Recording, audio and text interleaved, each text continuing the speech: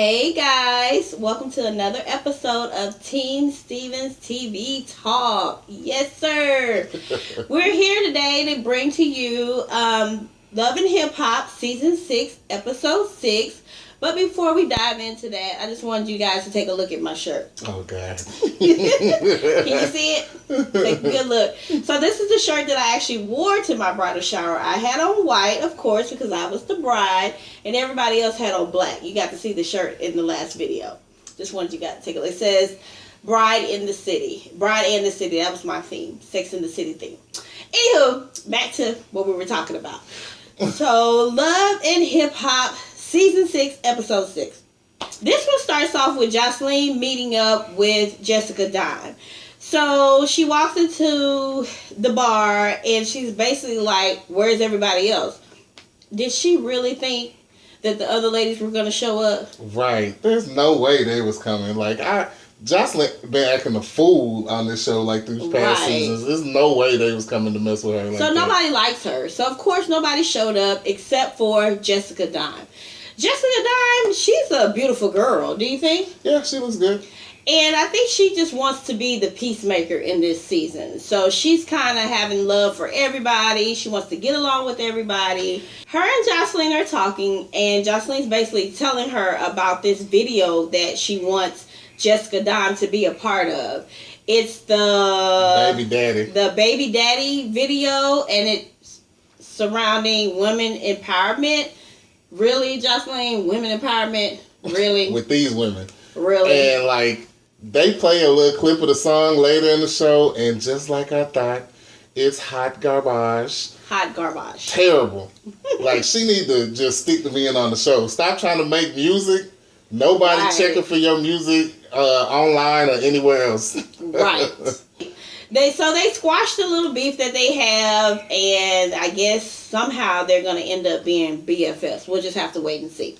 Right. So in the next scene, Stevie J and his family are moving into this new house. He didn't say he was buying it. I don't know. I doubt they'll be in there next season. These are always stage homes. Right. So. And so it's a gigantic house with a pool in the back and everything.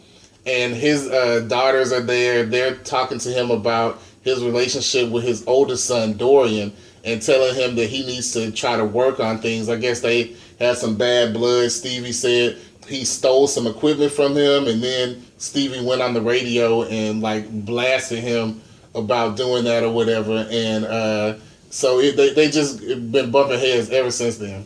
Right. Okay, so whoever this Mariah chick is, she seems like a little girl. She's probably looks like about 19, 20 at best. Right. And now she's blackmailing Shooter to give her money to open a club. Once again, have several seats, Mariah. This is your first season on this show. Okay? Right. Let the coins build up first before you talking about opening the club. If that's even real, I feel like that's just part of her storyline. She ain't trying to open no club. And did she really think this fool has $70,000 he could just to give her? Just to give away? I don't care what kind of side piece you want. $70,000? Please. Right. And I don't even really see the attraction there. Like I said, she looks like a little girl. She's not cute. Not to me, at least. Right. Too many teeth in her mouth. She hella skinny. Yes. Yeah. Not cute. So on the next scene, we see Jock and Treasure P.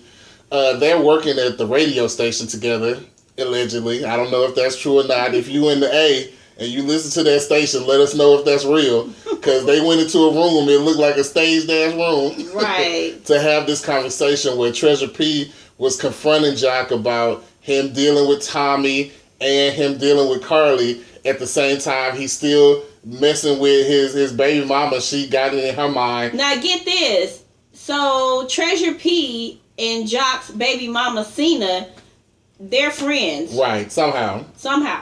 Yeah, so she feels obligated that she needs to tell Cena what Jock been up to in these streets. But Jock's like, whatever I do is my business, blah, blah, blah. It's not your business. So anyways, I don't know what the point of all that really was. Right. I really think they're trying to keep Jock in the mix by giving him some added storyline because he's super whack. I'm sorry. I mean, Jock, I like Jock because Jock be funny.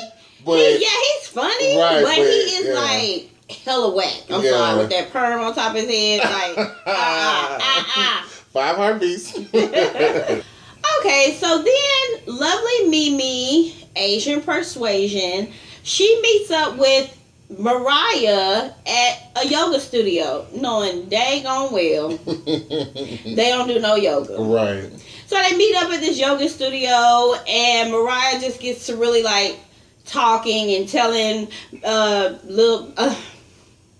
telling lovely Mimi about what's going on with her. And so she spills the beans. She goes ahead and tells lovely Mimi that her and Shooter have a thing going on. Right. That she is his side chick.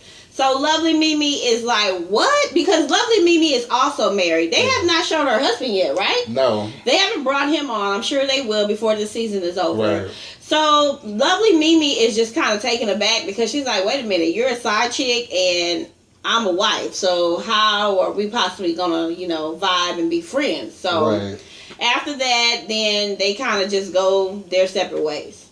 Right. And then in the next scene after that, we see Stevie J meet up with his oldest son. They kind of have like a heart-to-heart conversation and get to the root of why they haven't been speaking. Stevie J always felt like he was there for his son financially, if not physically. But his son's like, that's not enough. I needed you there sometimes physically, And it's kind of a positive moment, in a show full of ratchetness. This is actually something good that happened. Right. So I was kind of shocked by, they thought that would have ended up on the cutting room floor. By the way, I love Stevie J. I always have, even though he's like... the good guy. The good guy. That little face he be making. Even though he's that type of guy. But I like him. I like his personality. He seems like a real down-to-earth type of dude once you get to know him. Right. I agree. Right. So next, Jock goes to his baby mama Cena house to confront her about the rumors about her being with Rod or whatever to see if it's true. So Cena actually admits that she is dating Rod. Girlfriend number 3. Babe. What I tell you about this thing? I'll be jamming. Anyway, Jock he gets way madder than he probably should. And he starts going off. Men always got this double standard, even though he can do whatever he wants to do. Yes, they do. We can dish it, but we can't take it. Y'all definitely cannot take it. That's always the case. And then at the end, he says the ultimate baby daddy line. Don't have him around my kids.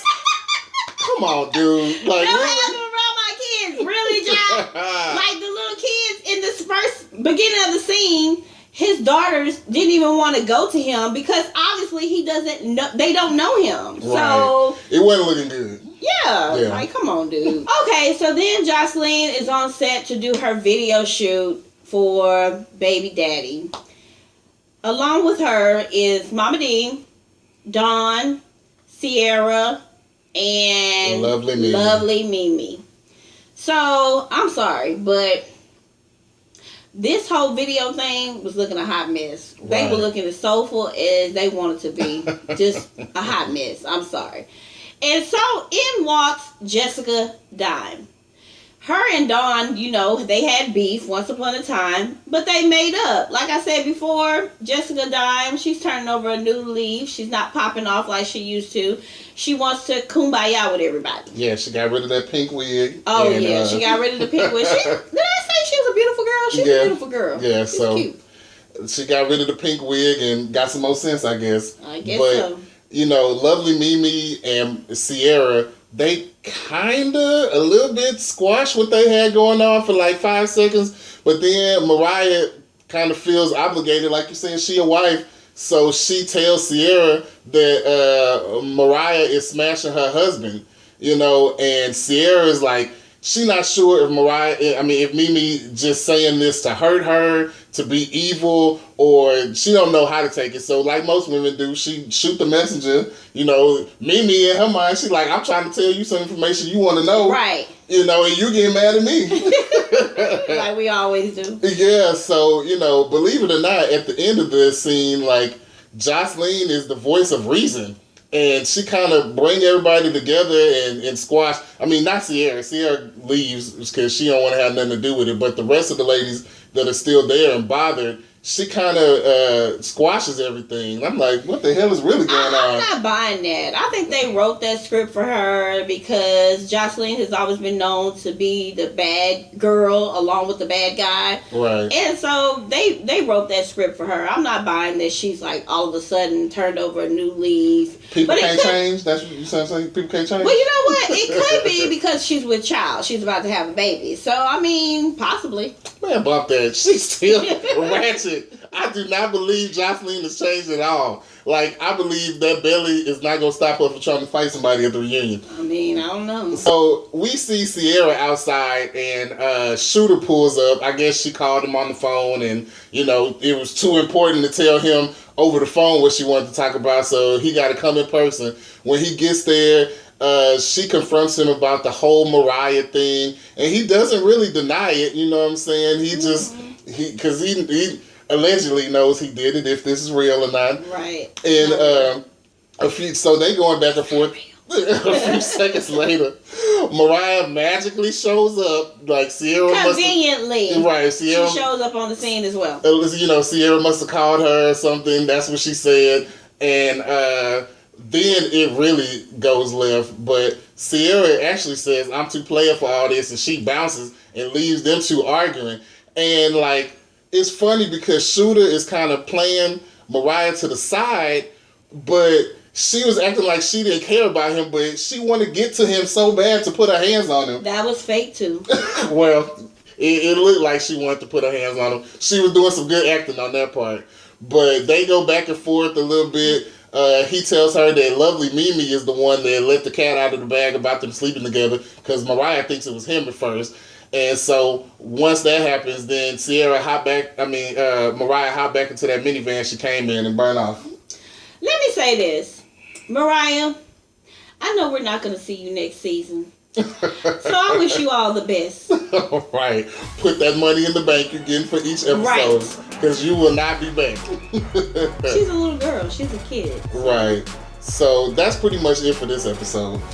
Right, guys. So that pretty much wraps it up. Thank you for tuning in to another episode of Team Stevens TV Talk.